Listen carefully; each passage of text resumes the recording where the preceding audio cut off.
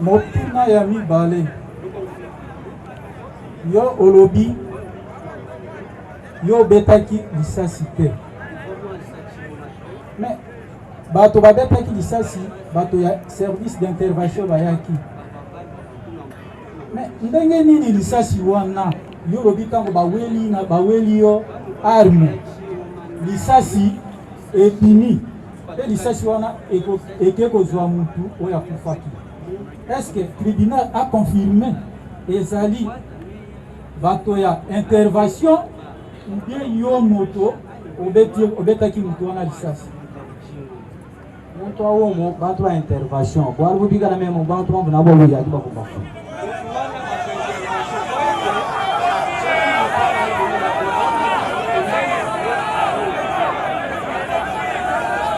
Motuna ya misato yo olobike ozalaki na lisasi te bongo lisasi wana oyo ebeti mutu wana euti wapi?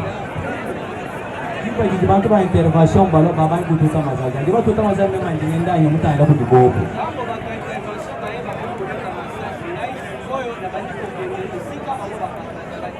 muje toto bobo jama bo muje na mangamu nyangi saji hashi ajambu na dokoti yango na kati ya mungu nima kujikuta muulu bwana ngikafika mako bwana ndai na beta ko nikolo ona kende sita kanika bongo mutu ya kufi lisasi wana nde sika kotelengeli yango ebomi mutu akufi ndenge nini? Yobika na muntu mema ngumu asiri ngide na mema na bobu bakubane che mu mama che na shina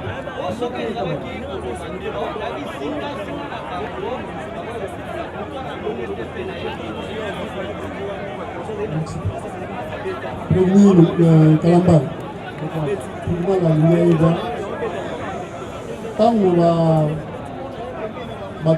batu olobike bamotar baye kozina wana ero wana ilunga zalai wapi jiba ja kumpale jitu tumbuka hashel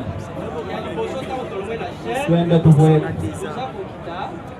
ba montare ba mbi montare kumeza ka accident devient njila kuponga bi ba montare ba ebi si wa sala accident ba ebi si devient pekene la ponga bi pekene la ponga bi te jiba di mema ngalunju moto ka vunye mao ngai sikona ngongana ni moto wane okima mama wendo wa mwana ukumuta ika wafike ndo mwaba mama ya mwana wasoka kipe akome sika wakwa chi chauffeur kumweza accident akangi motaro asara ki accident jiba jinji ngamba ni mumbusha mamu mwena mwanene tangu narobi nalongola mama kolo mwana jipa jiba wabujabi ya intervention mwaba ne jip musu ya intervention ekomi wana ali jipa babani kutubigire ni jansa ni lwayi mbanda ay balege layi ne jipa bencha boya kumata putika mubuyulo ngomuza la buyini kuyishila wa banjani mema mpatoka mtu bende mungu kwa fio kujipa jipa ya hivi vile kwa sababu ya saji ipo ngalokola ipembeni ya makara jipe keinga na tika tribunal alinga aiba tango yobetaki lisasi na wana ilunga zalagi jipa jiji tutagizaje tena mumanya to bankulushi bilo ya bon chema ufuko kwa ndesi ka fuko ko to kulushi bilo ya bon intervention kumakasi ngilo kuma shini ba polisi ba yake mbele ba yake na makuru na ebite est-ce que ilunga zalaki mumanya bishe munga chimama bwa mbona ndanga ngida polisi wa wiba to na yebite pona mapanga wana kwa ba tefona tangalia nani anaweza mais soki tolandio ilunga kendeki nalo amataki na ilunga mwanzo kuyene mashini waloko hinga nakabichi ilunga kendeki na mutu kape mutu kezonga kilisusi tango yo betaki masasi est-ce que ilunga zalaki sur place bajua bangu tuta mazaji mbantu bajua mu intervention chema uvuko kwani kavuko huko tango bado beta masasi bato internet bado beta masasi na ebite so bazalaki OK oui police.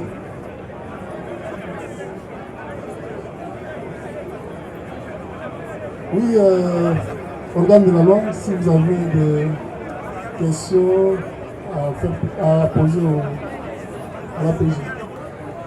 Aux soldats, prévenir Kalamai. Où ça la formation noire? Comment la formation ya mwokani na basi? Où ça la qui combien de mois? Kwa kweli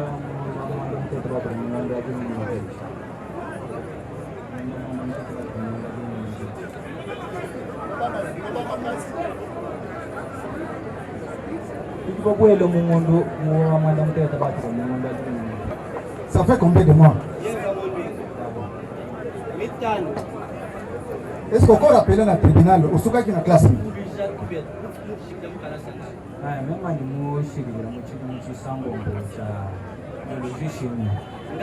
Donc, vous avez D6. Alors, il faut répondre aux questions en tant que D6. Oui, mais vous avez la calculité. Vous savez combien de mois de formation dans le formation où je me fonde no kujishikisha ni mwezi na fedha chini mchisha majina mu centre ni mwezi mwezi formation yeye direct kama ni mwezi chini mchisha na ndio alikuwa sali mbula moko na nda mene sika utukena na nani na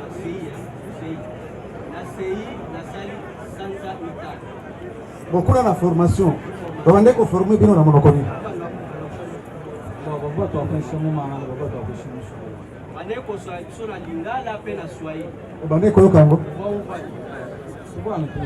baneka ko yoka alors pour nani rozolo bana lingala te jogo to ba jindi pa ngolo mo ko nje ngombo nje tata ko jindi kwa ndo nazali boso ya finale segala bana mnoko na zo comprendre pe na ko mara oye ko la ki règlement militaire molonda mala ko to ko la kia oye ko la ki amuna monokoni mulonga mwa futa wantu wanesha mu mama ngwa mifundo mu France bakumaki musuna lingala musuna français. Est-ce que vous avez appris comment manier l'arme? Vous avez appris comment manier l'arme?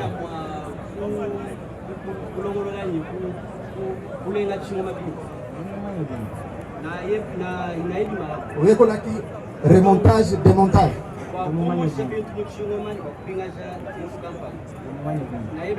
Ok, dès qu'il y a tir. Bien. Bale beta mandeni. Bale bimakana kanon ndege ni. Bizai jibe yo mu sharija jibe nje manye jibe ndampinde mu shamba. Nabo na manye ko na shamba. Loba makasi. Nabo na zo manye. Bizai nje mu sharija, hani nje mu sharija, nje manye jibe mu shamba, jibe mu shamba ni pergite jibe. Tango na zo manye isasi ana chargeur, ko na chambre pe na clinique jet pe isasi. Bon, tout à l'heure, nous tournons à tribunal. Je crois que nous sommes tous allés qui attentifs. On le voit dans le tribunal que tant l'accident est salémi, à moins que je me trompe, tant l'accident est salémi, en tant que policier, en service, et vous avez réagi comme tel. On le dit que non, comme il y a un accident, première chose à faire, selon eux, il faut qu'on évacue les victimes. Maman a victime qui a commis. Pour évacuer la victime. Alors, on a dit dans le tribunal que ma motard, c'est-à-dire que ma collègue a monté à auteur accident. Baboy yo na moninga na yo ilunga bozo a victime. Na auteur accident boke na bango na PC. Alors tango yo o insisté pour que boko na PC à Bongabi, ba motar ba maîtriser yo na arme na yo tout présenter. Vous savez qu'il na arme sous bretelle. Ba motar ba maîtriser yo. Vous bougez zala qui. Alors, maintenant vous devez expliquer au tribunal.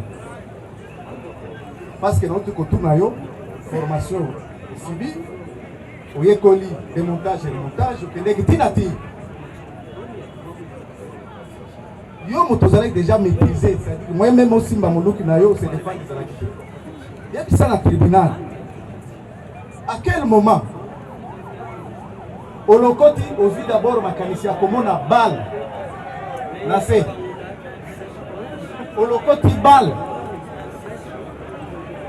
pour que balle wane kota la charger il faut longo la chargeur na arme au longo li chargeur na arme au tie balle na chargeur après au zongi si chargeur na place au armé au fongo li sirete ou appuyer la détente bas les bini.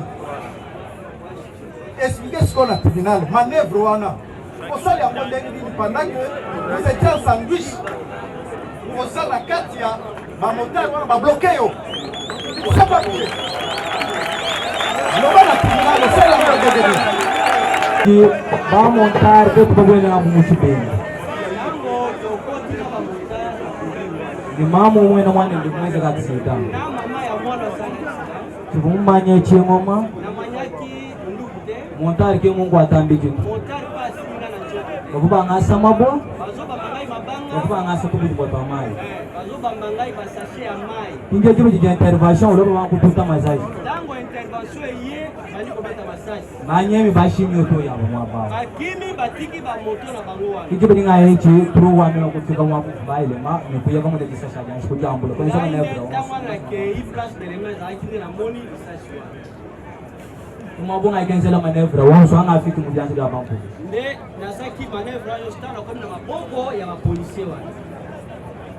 Donc, le tribunal peut comprendre que au lokota kibaloana, quand vous allez déjà dans ma boko, il y a des collègues qui ont fait intervention.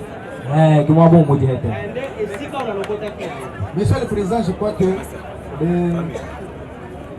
le greffier a bien acté les réponses du prévenu aux questions du tribunal. Parce que le prévenu était clair, de maîtriser, et c'est alors que l'un des doigts de ce motard a touché sur la détente. Et la balle est sortie. Je crois que ça a été acté. C'était ça la réponse du prévenu à l'une des questions de votre vice-tribunal. Et lorsque le tribunal voudrait bien comprendre cela, il a reposé cette question autrement et le prévenu a donné notre réponse. Je crois que nous en tirerons les conséquences.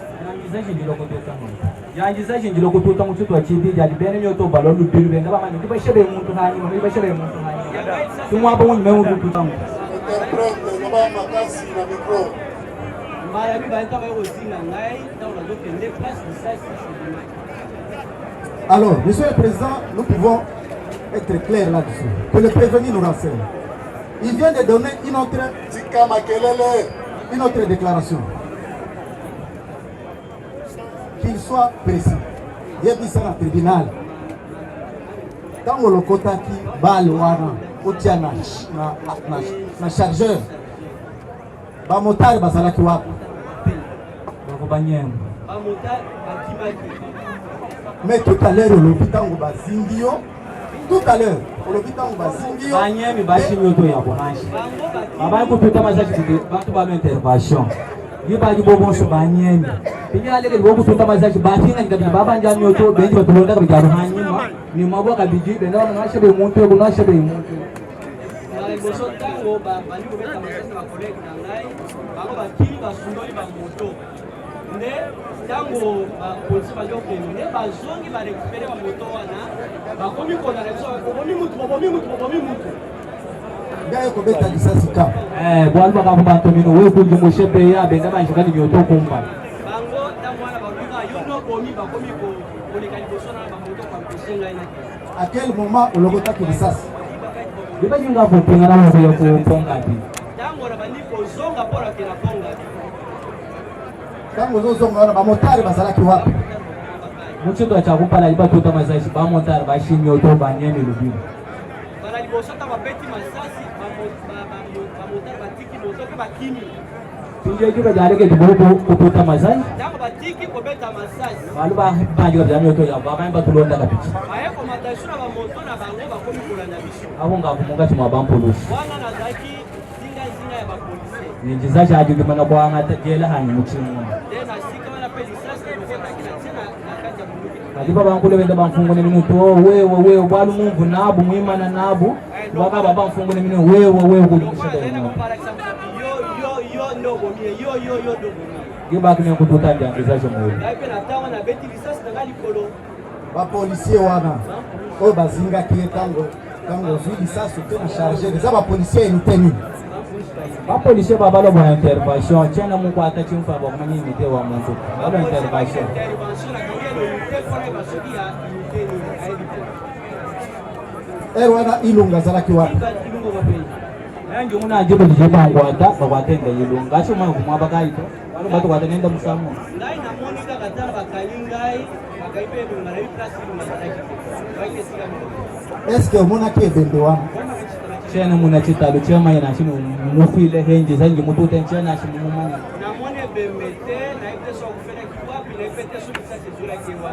Monsieur le Président, pour l'instant, nous pensons qu'au fur et à mesure que nous évoluons, la comparution, parce que tout à l'heure, aux questions du tribunal, le prévenu a déclaré avoir été doté par le secrétaire du bataillon. C'est le secrétaire du bataillon qui lui a doté l'armée sans munitions. C'est ce qu'il a déclaré.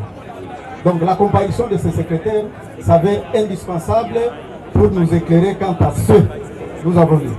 Merci. La parole est du côté de la partie civile pour des observations et des éventuelles questions à faire poser. Épargnez-nous de vos bruits.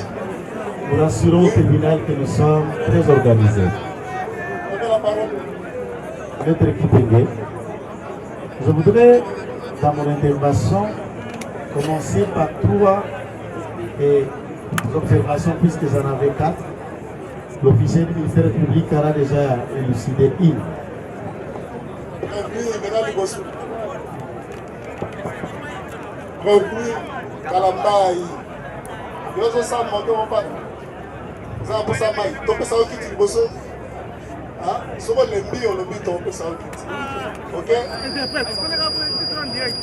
Voilà. Oui, la première observation, votre honneur. Le prévenu dit que l'arme lui a été dotée au bataillon. Il n'en connaissait pas le numéro dans son propos. Tout à l'heure, la police de l'audience, à votre demande bien sûr, tenant l'arme en main, il a commencé à dicter les numéros. Le tribunal a constaté sur la première observation que le prévenu, qui ne connaissait pas les numéros de son arme, a contredit le policier d'audience, donnant un autre numéro, ce qui prouve à suffisance, à moins qu'il le dise, qu'il connaissait les numéros de son arme. Et les numéros donnés par lui, il lui dit même non, c'est négatif, et il cite rapidement les numéros concernés, mais alors que déjà il a dit qu'il ne connaissait pas les numéros de son arme. Ça, c'est le premier élément. Deuxième, pas que le secrétaire du bataillon comparaîtra pour éclairer votre honneur, l'auguste tribunal et les conseils que nous sommes. Est-ce que, en tant que policier, ici, à l'Académie, je dis, de formation, peut-on doter à un policier une arme, sans chargeur, sans munitions, et on lui a mis dans un point qui s'avère être un point chaud? Il répondra, et quand le secrétaire, votre honneur, vous permettra à ce moment-là, nous aurions des questions ajoutées. J'aimerais une fois terminer le tout pour laisser à l'endroit du tribunal, à moins que le tribunal nous permette d'aller chrétien, puisqu'il n'en reste qu'une. Oui, oui, à moins que vous me permettez d'aller progressivement ou de le dire tout de suite. Il veut répondre. D'accord, merci. Oui, Kalamba.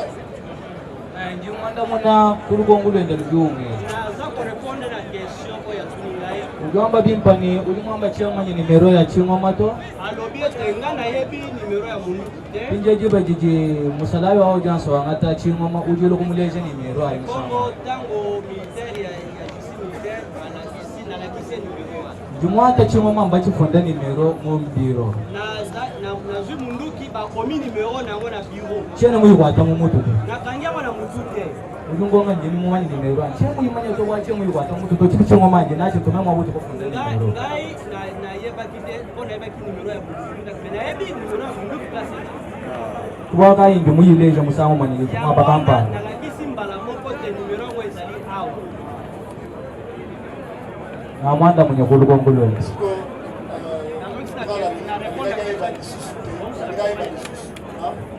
étant policier. Est-ce que le secrétaire à bataillon, à mon qui peut ça yo Pinduki, ça peut ça yo Massas, et puis bâtir un point chaud, et ici dans la Kiwana. Est-ce que ça y a solo? Ah, bidibianza kama ndio kilwani. Ndio kala wakamba do teba kwa biyo mama na massage, mema ndulo mwe retard, mufika ku biro hapo mashine akake bakoi. Esala makata ususo badote ba ususu. Minduki na masasi, mukileseki kana kuma itamusu na retard. Ili genda ni ngaji ngata chingoma, nyabwalo abo pigala na bwala bwala massage hapo ndeba pesha ni ngeza nawa. Ya wana kwa ukende so na 10 plus wana bandiko bana masasi bema kwa pesa nganda mfuka pesa sana usa. Mwaka mwanta chingoma kachini massage.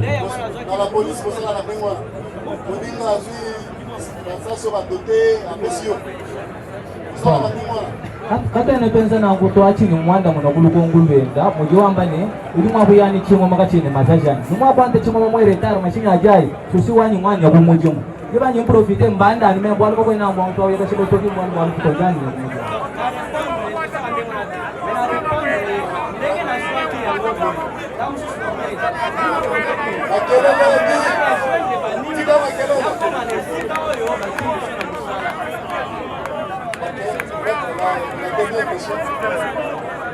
Toutes deux et puis terminées. Je voudrais qu'il nous précise votre nom. C'est un policier, il a été formé. Est-ce que le Minisson, son standard, vous ramassez une munition et vous pouvez vous en servir dans n'importe quelle arme? Ça c'est on. La toute dernière, tout en terminant, je l'attends parler. J'ai monté à Pongabi. Quand je rentrais, tantôt dire j'étais à la station Point Kabila. Tout en ajoutant que immobilisé par le motard. Et selon les motards, parmi ceux qui m'ont immobilisé, qui auraient ouvert ma sûreté, tuant, et une balle est sortie. Là, c'est pendant qu'il était à la station d'essence, pendant bon, certainement, où au niveau des Pongabi, la balle tirée par le motard. C'est à la différence de la balle qu'il semble avoir ramassée, je ne sais pas où, que lui a tiré maintenant l'air pour disperser le motard.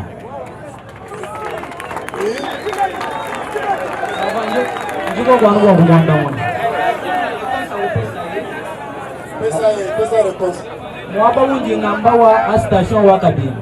Esika lobi na station Kabinda. Mwabu kumasha kwa kwanza mujimu. Esika o batina kwa musala na kwesho. Wo mwaba u hapo kufuka kakesi mwabu ya accident mwenza. Esika so kusa mukende esika wa accident sana maki. Enze ka accident timbi banga musango mutetu bangulwane ne ba montare to mbanju kungungo musango akumpala. Esika na to bandiko bende na ba montare te bayoka ingamba. Hatuka twende tuye nabo bafweka animeja bwani tuye ku pesa. Dawo to banyo kitana bango na mayele na ngamba kaiseke zeto kena mona pesa. Wo kumpinje ba montare ba ichibuni baba mbila mulundu wa bwani kezi na uyo kumpesera. Ba montare bazala ke bele ba ishibuni na ba okende kuna pesa te. Atu abwini kufika ponka di distance ja bumuju mwabe una. Sango mwa intervention walu wajibu. Bala moko intervention ya jipeye. Amuni go intervention wajibu baba mpinje kwa sama bo matanda kujipa hapo. Bango pe na ngonga ta mona intervention ya jipeye bakomi ko bamba mabanga na ba police ba ikile. Jipa jahingani. Tango na Jipa jahingani mashina ahingani. Mutu kaona sikwe ezoni. Mema mpinje ungaleke jihani mamu au ni chauffeur au. Ngaipe natiki mama wana na mukumbi moto wana. Wani nyamulonda machine. Bona landa mutuka. Machine anshi. Mutuka etiki ngai. Jiba jingaji mumana kwa tuka mwinjila ngamu nyipinje ba police balo kumaka sabibilu. Tango na bimna barabara na moni ba police bazoya mbangu. Baba kututa mazaji. Bakomi kobeta masasi. Ba montar ba leke dimioto ba nyemi lubilu ba weje mumbani. Ba motar batiki ba moto na ba koti na ba lupango. Na mema mpinje ngari kitere mwa ba police. Ngai pe na kei esika ba police bazala. Mwa bwa nyunga ka television munga mwa ba police. Ngai nde esika na kiko lobeja kisashi wana. Pinje jiba jije bamana kunyema baleke kututa mazaji ba finga ikabije ni moto ne tapaji kabije ni mabo benda batulonda haya. Tango bakimaki masasi etika ekobeta nde bazongi barekupere bamoto bakokona na biso wana kobamba biso mabanga baina bambani anuwe kujungushebele bango balobi kaka yo nde obomiye injo muvubanga ntureka bidumwa bawo lokola bazingai ngai lisusu esika moto kumpala ko ibushindo amemo kuita moto liboso moya kolekeza ite kumaruga inganga chidizaji dani nde ntango nazwi lisasi na ngai yajichi eleli muje kuinda kanamu nakowela na wana Merci. Ayokaka mpe Chiloba. Mpa ja chongo mabambesho chongo maji nyonyo kumuji manchi kumuji kama mapasho mazo bapesa ngai munduki ntango nakendaka mosala so nake mosala bapesaka munduki te sikoyo banda okoma na kinshasa mbala boni ozokenda na sekretariat na bino sekretare apesi yo mandoki mumuji mwosuntoni ekitonyerazo totontoni ale chongo ntango nyonso nakendaka mosala bapesa ngai munduki maître toutes les fois qu'il est en service il est donné une arme au niveau du secrétariat. Merci beaucoup, Monsieur le Président. Si le tribunal peut poser la question prévenue, lorsqu'il a tiré le premier balle, quelle a été la réaction de la population? Lorsqu'il a tiré le premier balle, quelle a été la réaction de la population? Réaction à la population, bazaji ka kuma tuta kumusangwa kwamba ni kumututa ja kumpara mulo kututa jibijo masasi ebetamaki te nabeti mbala liboso mpe mbala mibale te mazaji matuta kuti bali kwa intervention masasi ebetami na baoyo bayaki intervention bashofere banyembi bashimyoto yabo bamotare batimbatimba moto na haleka jibokututa kwa mazaji ntango batiki kobeta masasi babandika byamyoto babani kutulonda kabijini maboni mai balandi biso lisusu nakobamba biso mabanga nakobwaka masasi ya mai mbala oyo obetaki wana oyo moko oyo obimi wana réaction ya population ezalaki nini na mbala wana jiba jamedi ni mututa mema jisa jitangala ka jabu ngafiki mema tini mwabuko basala betu chamu ne reaction abu ngwa buti gai tango na bete kisasi papa ezalaki na komi na mona reaction ya Merci beaucoup, Monsieur le Président. Comment il peut expliquer cette contradiction-là? Il dit, lorsqu'il était entouré par la foule, c'est la foule qui est venue toucher à la gâchette pour tirer. Mais maintenant, là, il dit qu'il ne sait pas que c'est lui qui a tiré. Qu'il n'y avait pas de balles à l'intérieur. Comment il peut expliquer cette contradiction-là de sa part?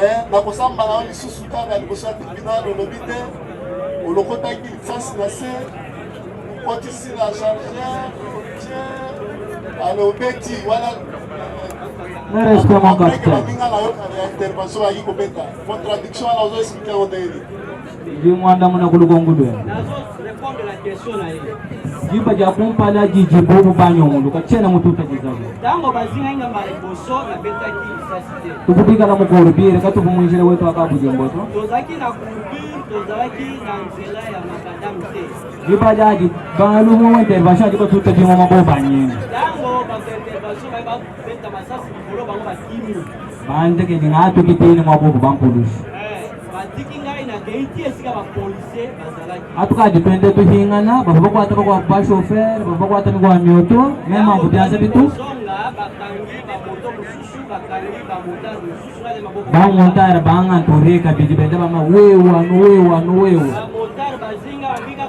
kaka yo tujiba jijizaji jijiladi mutufuila kana jabwana ok Kalambai mon capitaine soki tolandi yo bapolisier bazalaki ebele me mpo na nini bamotare na bato bazalaki pembeni batiki bato nyonso balobi kaka nde yo moko ozoloba wewa yo nde obomi mpo na nini ngafumye kuti kwambileni ukuposta umbungeza kuti mukacha kujinda mumbu memanumba kwata kapafukananga mwabatu kwalumvumba kwata vumba lumusasini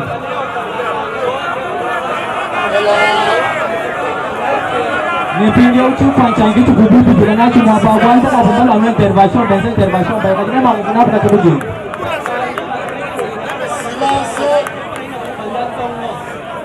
kunapu mwapa kacha kujinda kukwala kayi mbantu anu munu mweyo kubanjaji kachimfwana Kongo nde bakangaki elongi na ngai Tuwanga bandesha. Bandesha musango mo bangwa teke babu ni balo batula na babu ni to haleja ngamo ni eu. Bangwa tu musango.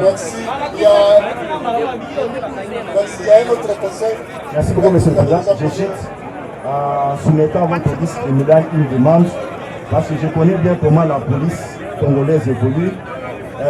Les policiers là d'ici, ils étaient en troupe. On les plaçait ça et là, 2-2. Si le tribunal peut faire comparaître leur commandant, parce qu'il va aussi nous expliquer, lorsqu'il a déposé les deux policiers, il les avait laissé là avec combien des armes, avec combien de munitions là à l'intérieur, ça va bien éclairer le vice-tribunal. Je vous remercie. Merci pour la parole, monsieur le président. Une question maintenant. Vous avez une question à faire poser. Monsieur le président, votre honneur, nous avons une demande que nous voulons formuler. Étant donné que nous sommes à la recherche, je voulais dire, de la vérité. Et que le prévenu vient de rejeter en bloc et de se contredire. Alors, nous implorons au tribunal de séance si il peut accepter que les témoins que nous avons bien identifiés, il y avait un grand monde, mais nous avons enregistré des témoins qui sont là, qui peuvent déposer des témoins bien sûr oculaires, qui pourront peut-être aider le tribunal, éclairer votre religion. Nous avons, monsieur le président, d'ailleurs ils sont là, nous avons monsieur Ntumba Freddy. Et puis, nous avons Jean Tibouaboua. Monsieur le Président, ils sont là. Si peut-être par votre autorisation, ils vont devoir comparaître. Nous avons dit.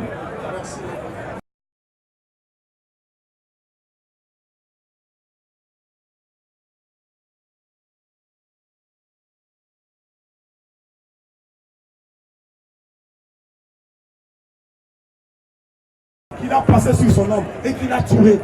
Comment il s'est encore retrouvé au milieu des motards pour que les motards lui disent que ce n'est que toi qui as tué, ce n'est que toi qui as tué. Parce que l'arrivée de l'intervention était le fait que lui était envahi. Lui il était déjà envahi, il prétend qu'il n'avait plus d'armes. Mais l'intervention est arrivée. Il s'est rendu vers ses collègues. Arrivé et il va constater qu'il y avait une balle par terre qu'il a ramassée. Dès qu'il a pris le chemin, il a tiré. Comment se peut-il encore retrouver entouré de motards pour qu'il puisse l'indexer? C'est toi qui as tiré. Merci maître, merci. Kalamba, il y en a dit. Je crois qu'on va aller au bandang na Congo ya. Jile kidogo Congo ni jipa kai kizi mle kwa taka makanda awe kule kutoka kisaji ila na babo kwa kwa ba montar. Hanya mahaba pa mana kuwa taki munga ni ba montar baba fika tin baba kutuna mana taka shoka kubangela. Baba fika bi.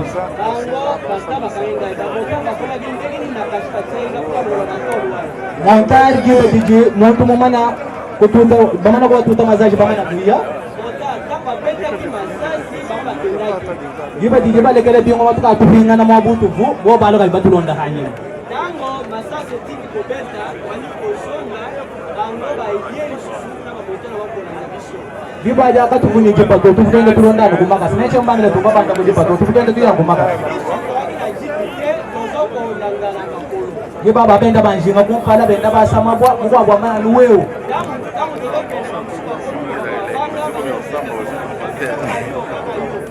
Mubunyu bwa mu komo dizaji dejejini.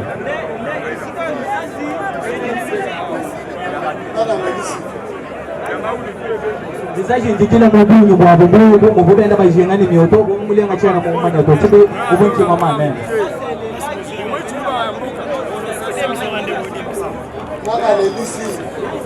Amaja mujishi omatongo mwati mucha muchelo kumigaba muchelo atambike kanonga ingatangile mulu.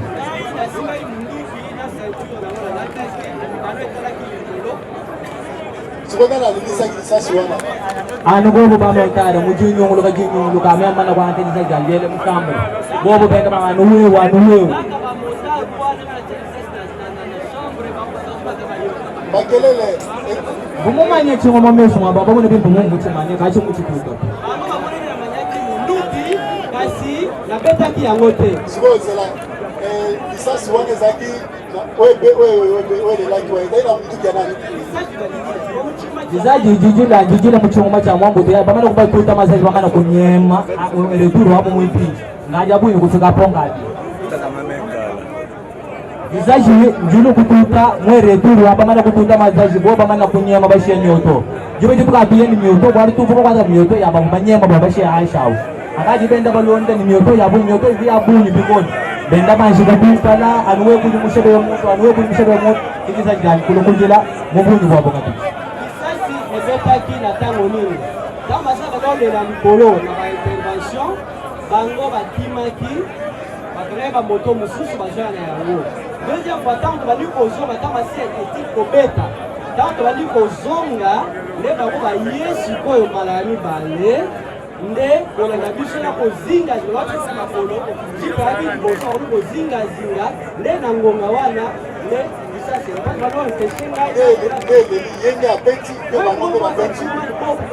bobu muje ntusheja walo kabenda bantusha bilioni kalete ni yanyi hanje kunyaje kali ya bobu angone babe basime mundu na kosimba sota ni teli na ngai e pasuki yawo soki tola lie malamu kala mingi awa epuka baike atie lisasi kaka sikoyo azongi lisusu kedon yatie lisasi bangonde batushe lisusu bagashete mwele jizeja muchingoma muperikite mumeso mwabamune ntoni mwerizeni muchingoma bwalo penda mbandonda bandonda binga mujenge jingenga jabu jambiki ni maboni maji kujenge biasa kumwe jizeja ajabu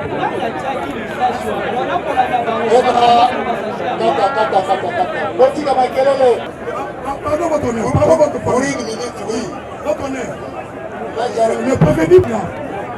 Et à chaque fois qu'il est doté d'une arme, est-ce le vrai tout, c'était la première fois qu'il soit doté d'une arme sans munitions, ou bien c'est déjà arrivé pendant qu'il est en fonction, il est arrivé qu'il est parti sans avoir une arme, sans avoir des munitions dans son arme.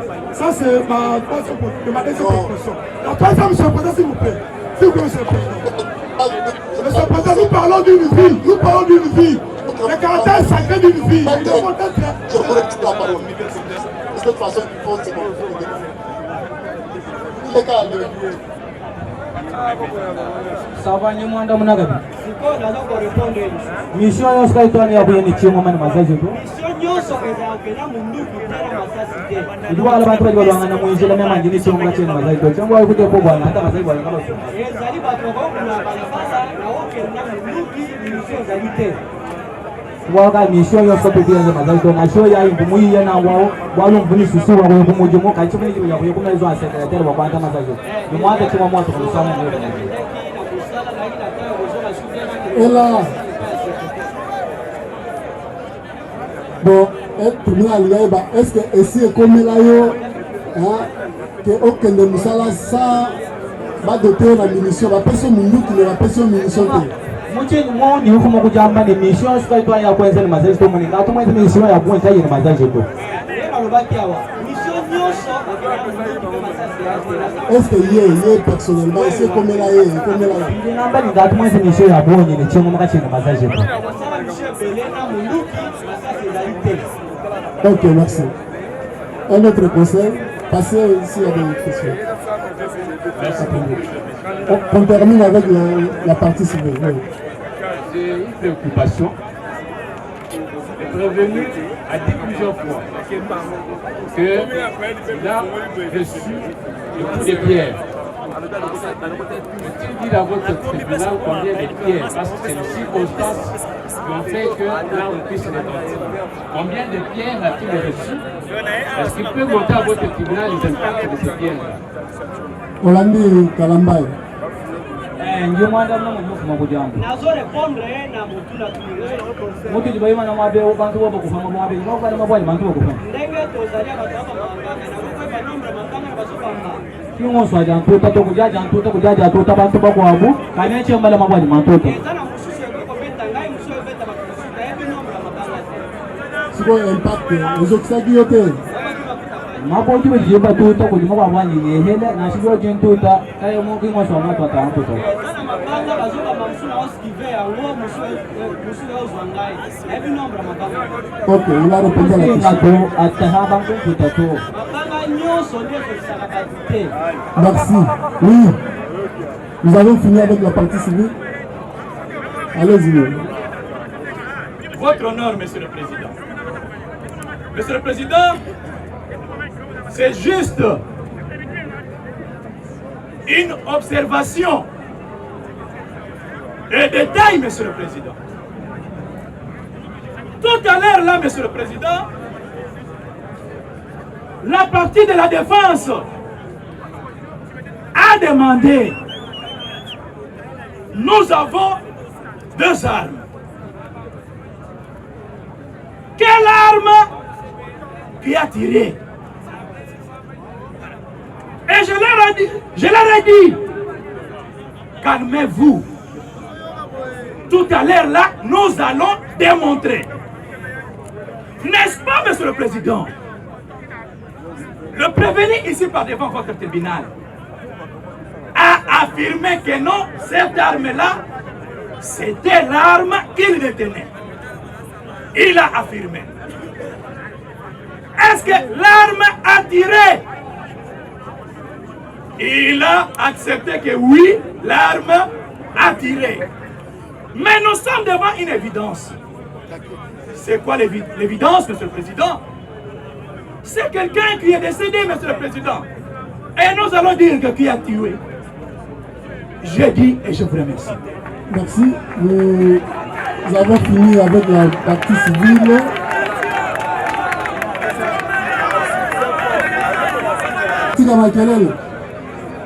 Le tribunal accorde la parole à la défense du prévenu pour des observations et faire poser des questions aux 6 anneaux. Concernant d'abord l'arme, vous-même vous savez avec la nouvelle loi qui organise la police, en son article 2, je vais donner la loi après, la police est devenue civile. Et qui dit la police est civile, désormais, les policiers sont dotés de matraques, ils sont dotés de tronçons et des fois ils sont dotés d'armes sans munitions et des armes non létales. Et je mets quiconque à défi, Monsieur le Président. Donc, ils sont dotés de matraques, ils sont dotés de tronçons. D'ailleurs, la loi leur interdit même de faire recourir aux armes à feu. C'est pourquoi ils sont dotés d'armes mais sans munitions. Et vous verrez quand vous allez faire comparaître les commandants bataillons, le secrétaire, il va confirmer ce que le prévenu venait de dire. Il a été doté d'une arme sans munitions. De deux, Monsieur le Président, on a prétendu dire ici que le prévenu, il a reconnu directement son arme lorsqu'on devait identifier l'arme qu'il porte. Monsieur le Président, il a été demandé au prévenu s'il a fait les services militaires. Le prévenu vous a dit qu'il avait fait les services militaires. Voilà pourquoi. Lorsque l'arme a été présentée au prévenu pour lui demander si c'était son numéro, la personne qui a présenté l'arme, au lieu de commencer par la droite, il a commencé par la gauche en citant 2900. Or, lorsqu'on cherche à identifier les numéros de l'arme, on commence toujours par les 4 derniers chiffres. Voilà pourquoi le prévenu s'était interposé. C'est un véritable policier qui a suivi la formation militaire. Donc, Monsieur le Président, vous comprenez pourquoi il s'était interposé lorsqu'on a voulu mal donner les numéros de son fils. Parce qu'il fallait commencer par 4 derniers chiffres et la personne qui a présenté l'arme a commencé par le premier chiffre 2900. Donc vous comprenez jusque-là, Monsieur le Président, que les prévenus étaient dans le feu. Monsieur le Président, le prévenu vous a dit ici qu'il aurait ramassé une balle. Monsieur le Président, la question lui a été posée. Comment est-ce que la balle qui a été ramassée devait directement correspondre à son physique? Mais il vous dit la vérité, Monsieur le Président.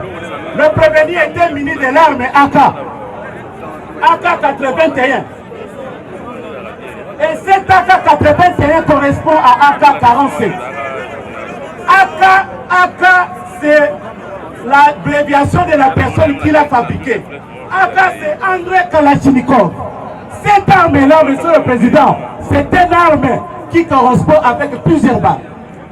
Quand vous prenez AK-81, vous prenez AK-47, vous verrez que ces deux armes correspondent aux mêmes balles.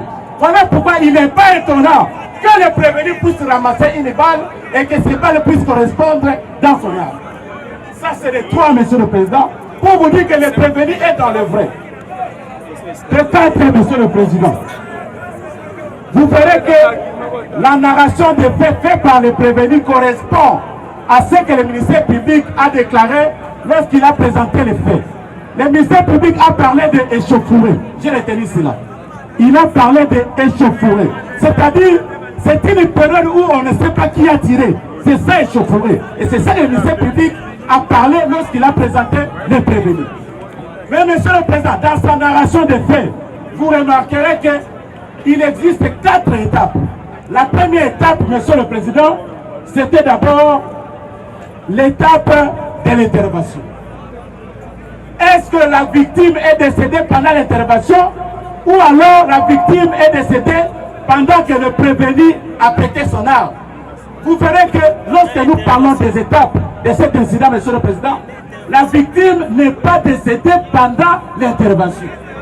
Parce que quand la jeep de l'intervention est arrivée, la jeep est arrivée pour secourir les policiers qui étaient ceinturés par les motards.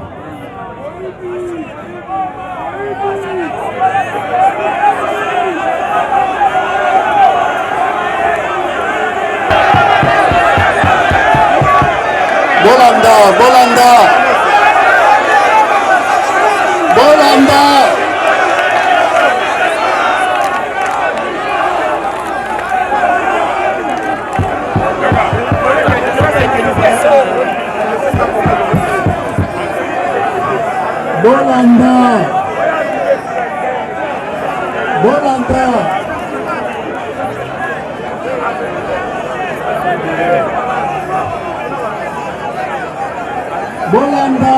soki bakontinue na makelele tokokata audience biso tokei.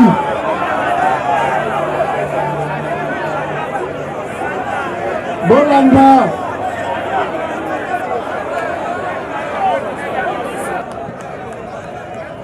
ntango mosusu ezali mbala na bino ya liboso koya kolanda audience. Na audience bolanda nanu audience nyonso ezalaka na baintervenant na yango baparti na yango. Tozali na prévenu, tozali na partie civile, tozali na ministère public. Ministère public mosala na yo ezali kofunda moto oyo amemi liboso ya tribunal. Partie civile ezali moto oyo basali ye mabe mpe aza kosenga réparation. Prévenu aza moto oyo ministère public afundi ye liboso ya tribunal. Tribunal azali église au milieu du village. Akotala makambo oyo ministère public alobi, oyo partie civile alobi, pe akoyoka prévenu. Prévenu asambaka liboso ya tribunal na ba avocat na ye. Avocat aza kosala mosala na ye azali molobeli ya prévenu. Soki yo pe lelo tolobi bakangi yo okoluka pe avocat. Avocat akolobela yo. Ndenge moko kalamba ipe azwi avocat na ye aza kolobela ye. Donc voilà, nakanisi toyokani botiza avocat na ye alobela ye po yo pe mokolo mosusu bakolobela yo. Monsieur le Président, vous comprenez que les temps que j'ai donné, avant, pendant et après. Donc, nous avons commencé d'abord avec l'intervention. Parce qu'on a prétendu ici que c'est son arme qui a tiré. Son arme peut tirer, mais est-ce que c'est cette arme qui a donné la mort? Voilà pourquoi je suis en train de démontrer. Nous sommes d'abord pendant la période de l'intervention. L'intervention est arrivée pour sécuriser les policiers. Et pendant l'intervention, il y a eu des tirs, il y a eu des coups de balle. Mais pendant cette période, le prévenu avait une arme sans balle. Comment il pouvait tirer pendant l'intervention? Or, il y a eu mort pendant l'intervention. Parce que vous verrez, quand est-ce que le prévenu a fait usage de son arme? C'est après l'intervention. Donc, monsieur le président, le prévenu a dit la vérité. Donc, pendant la période de l'intervention, la Jeep d'intervention est arrivée pour sécuriser les policiers qui étaient pris en sandwich par les motards. Et c'est pendant cette période qu'il y a eu des coups de balle. Il y a eu des coups de balle en nombre inconsidérable. Cependant, le prévenu n'avait pas de munitions dans son arme. Ça, c'est la première période. Et vous verrez qu'après l'intervention, il y a eu mort de la victime. Le prévenu n'avait pas toujours des balles dans son arme. C'est pendant qu'il voulait maintenant se diriger pour rejoindre son unité, c'est pendant cette période qu'il sera droité par les Wewa. Yewana, Yewana, Yewana. Et c'est pendant cette période que le prévenu va ramasser une cartouche pendant qu'il y avait déjà une mort qui gisait au sol. Pendant qu'il y avait déjà une mort qui gisait au sol, le prévenu en allant va faire usage de son âme. Pas faire usage de son âme, monsieur le président. Là, vous êtes en train de plaider, nous risquons de vous retirer la parole. Pour compléter ce que le prévenu vous a dit. Là, vous êtes en train de plaider.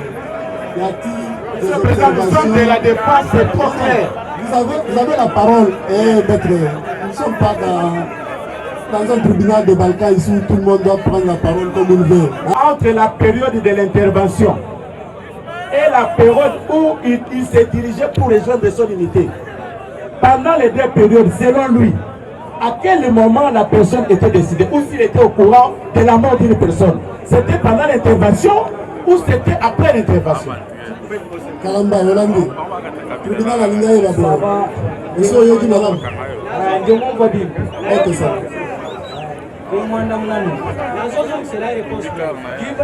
Ok, ça. Cher avocat, comportez-vous en grand. Intervention accident. Kubanjinga bakubalenga kuchimwa ngenda mbasakira ngenda mbalomba lusa. Tukiwa kwa intervention anyeni bobu. Anga jimpinga na bwani nyako mwabutu kubato yesha maposta wetu. Dama na baniko zonga na posta bapesa kibiso.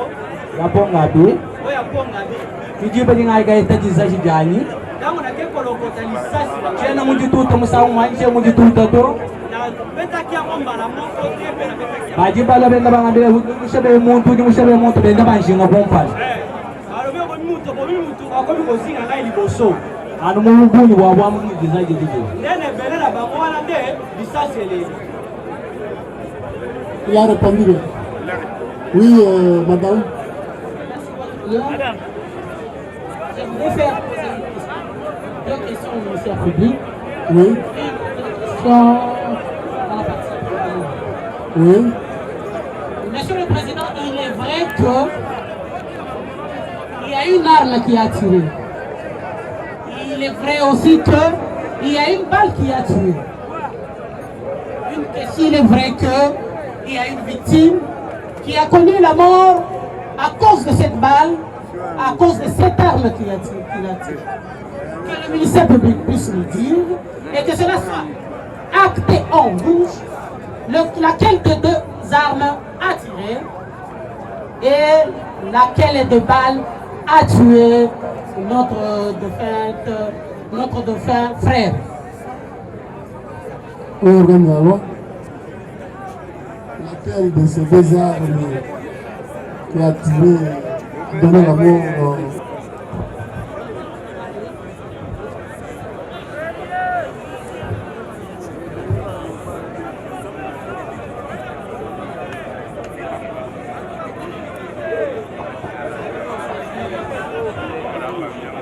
Merci, Monsieur le Président, de la parole que vous nous accordez. Monsieur le Président, cette question a été posée pendant le préalable et nous avons répondu à cette question. Et voilà qu'elle vient d'être posée pendant que le tribunal est en train d'instruire en matière de flagrance. Le tribunal est en train d'instruire et les questions sont tombées en pluie.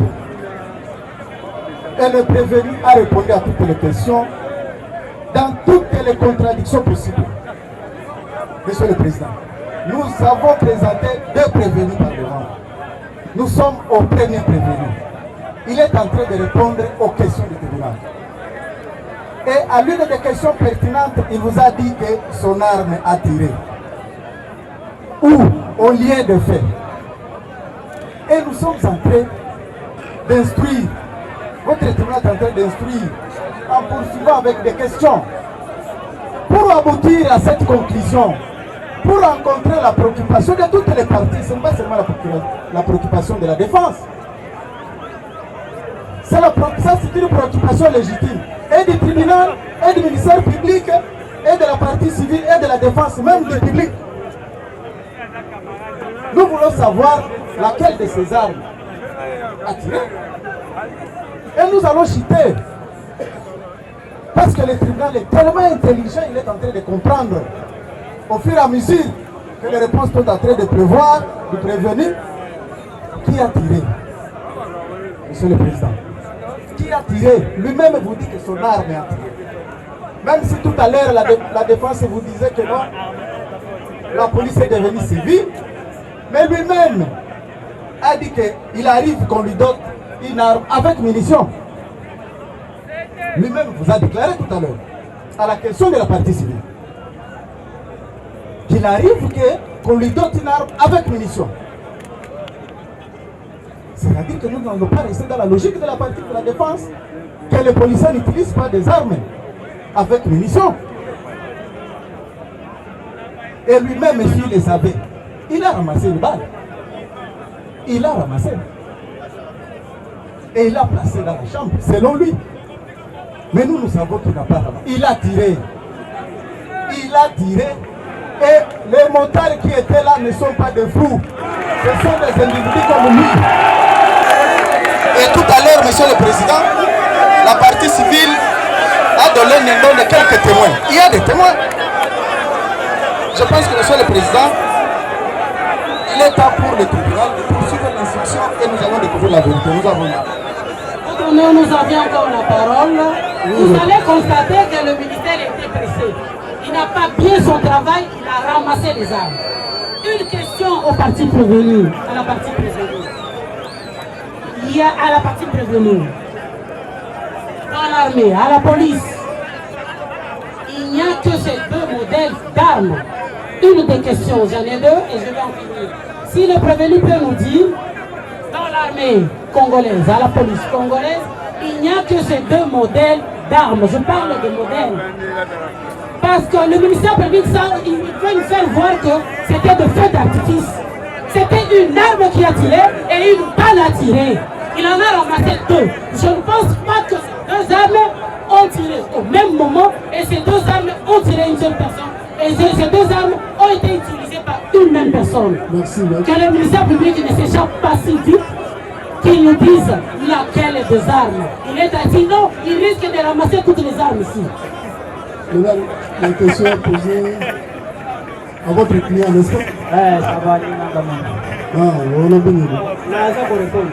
Yanda manaja kumpala yani boso bingo makakutoa mishindi videto bingo biko bitabu mishindi ya bun. Minduki ezaka modèle balote, ezaka modèle pelé. Tikawa kelele. Nangwawo ibeje ndimema ngakula kwa bwali wa chingoma ndibanga kututa ebika libyangu jibata. Tana solo ba makamanyini masase banekolela oyo nane bali kobeta te. Nambuji bachengwa kujistifia kwa kumanya ni modela kayo achengwa mu mwasa to chibye chengwa to chasa. Ngai natawala kwa bate kwa manduki sebeti ne oyo tango ebeta kina.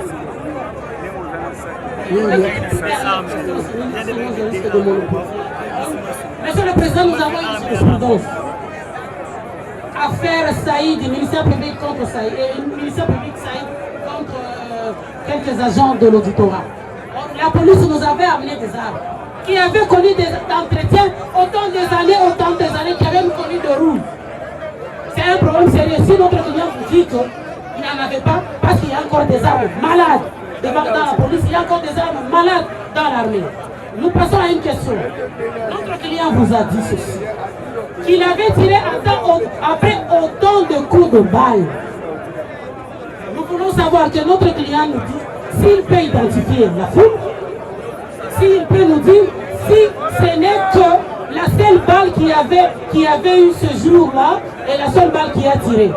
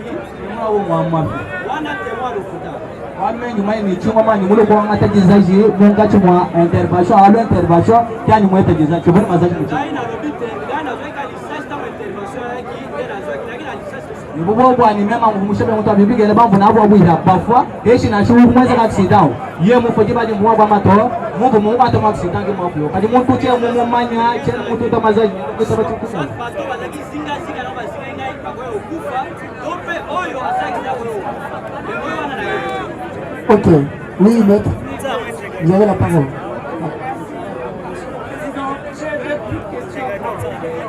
Oui. La première est de savoir s'il peut estimer le nombre exact de motards qui l'entouraient lors de faits. S'il peut nous dire le nombre exact de motards qui l'entouraient en ce moment. De deux, qu'il nous dise où était son arme pendant qu'il était encerclé par le motard. L'arme était entre ses mains ou l'arme lui a été arrachée par les motards. J'ai dit. Oui, Kalamba. Montare bakuba itabunyi tena makuba bada chango wa determine to bakuba bunyi wewe bazalaki bele na yebi nombre la chingo machanyi ngumuchela no bonshi nguchosomba kujukaya kani kanoka yata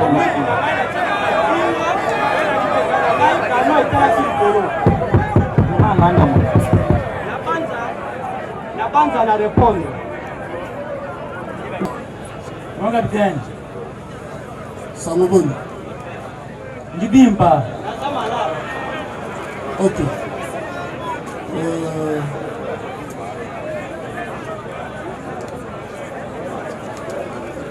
Vous avez une unité. Nous avons une unité wa Gémi Alpha. Nazara unité ya Gémi Alpha.